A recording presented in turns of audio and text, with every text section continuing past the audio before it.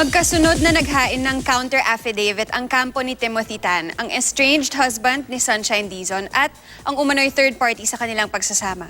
May report si Nelson Canlas.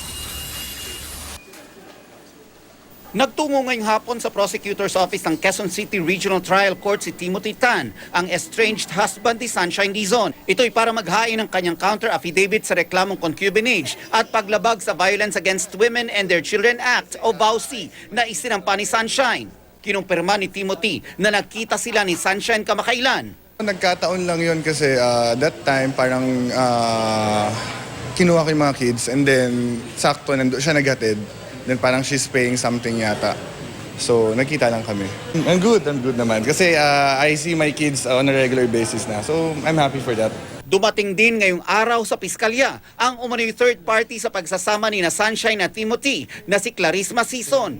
Kasama niya ang kanyang abogado na mag-file siya ng counter-affidavit sa reklamo ni Sunshine.